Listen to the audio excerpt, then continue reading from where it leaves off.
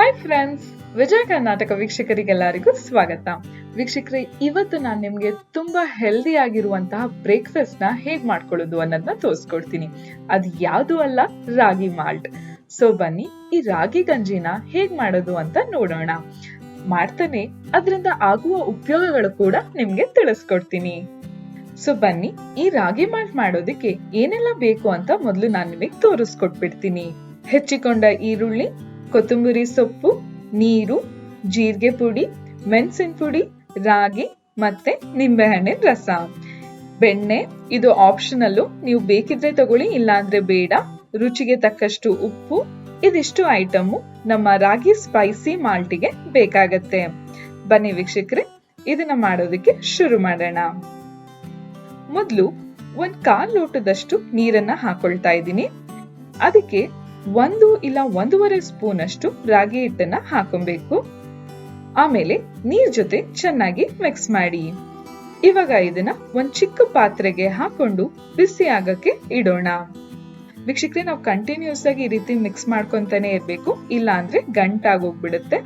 ಆಮೇಲೆ ಉಪ್ಪು ಮತ್ತೆ ಜೀರಿಗೆ ಪುಡಿ, ಮೆಣಸಿನ ಪುಡಿ ಎಲ್ಲ ಈಗ್ಲೇ ಹಾಕಕ್ ಹೋಗ್ಬೇಡಿ. ಒಂದ್ ಸ್ವಲ್ಪ ಬಿಸಿ ಆದ್ಮೇಲೆ ನೀವು ಅದನ್ನ ಹಾಕೊಬಹುದು. ವೀಕ್ಷಕರೇ, ಈ ರೀತಿಯಾದ ರಾಗಿ ಮಾಲ್ಟ್ ಮಾಡ್ಕೊಂಡು ಕುಡಿಯೋದ್ರಿಂದ ನಮ್ ಕೊಲೆಸ್ಟ್ರಾಲ್ ಕಮ್ಮಿ ಆಗುತ್ತೆ, ತೂಕನ ಕಮ್ಮಿ ಮಾಡಿಸುತ್ತೆ, ಇವನ್ ಕ್ಯಾಲ್ಸಿಯಂನ ಹೆಚ್ಚುತ್ತೆ. ಹಾಗಾಗಿ ನಮ್ಮ ಮೂಳೆಗಳೆಲ್ಲ ತುಂಬಾ ಸ್ಟ್ರಾಂಗ್ ಆಗಿರೋದಕ್ಕೆ ಸಹಾಯ ಮಾಡುತ್ತೆ. ಇನ್ನ ಮಕ್ಳುಗಳಿಗೆಲ್ಲ ಎಷ್ಟೊಂದು ವೈಟಮಿನ್ಸ್ ಗಳು ಕಮ್ಮಿ ಇರುತ್ತೆ. ಸೊ ಮಕ್ಳುಗಳಿಗೆ ಈ ರೀತಿಯಾದ ರಾಗಿ ಮಾಲ್ಟು ಬ್ರೇಕ್ಫಾಸ್ಟ್ಗೆ ಇಲ್ಲಾಂದ್ರೆ ಸ್ನಾಕ್ಸ್ ಟೈಮಿಗೆ ಮಾಡ್ಕೊಟ್ರೆ ತುಂಬಾನೇ ಆರೋಗ್ಯವಾಗಿರ್ತಾರೆ. ಇವನ್ ಡಯಾಬಿಟಿಕ್ ಪೇಷಂಟ್ಸ್ ಅವ್ರಿಗೂ ತುಂಬಾನೇ ಒಳ್ಳೇದು. ನೋಡಿ, ಚೆನ್ನಾಗಿ ಬಿಸಿ ಆಗಿದೆ. ಇವಾಗ ಜೀರಿಗೆ ಪುಡಿ ಮತ್ತೆ ಮೆಣಸಿನ ಪುಡಿ ಎರಡನ್ನೂ ಹಾಕೊಳ್ಳೋಣ. ಆಮೇಲೆ ರುಚಿಗೆ ತಕ್ಕಷ್ಟು ಉಪ್ಪನ್ನು ಕೂಡ ಹಾಕೊಬೇಕು. ಇವಾಗ ಈ ಎಲ್ಲಾ ಇಂಗ್ರೀಡಿಯೆಂಟ್ ಚೆನ್ನಾಗಿ ಮಿಕ್ಸ್ ಮಾಡ್ಕೊಳ್ಳಿ.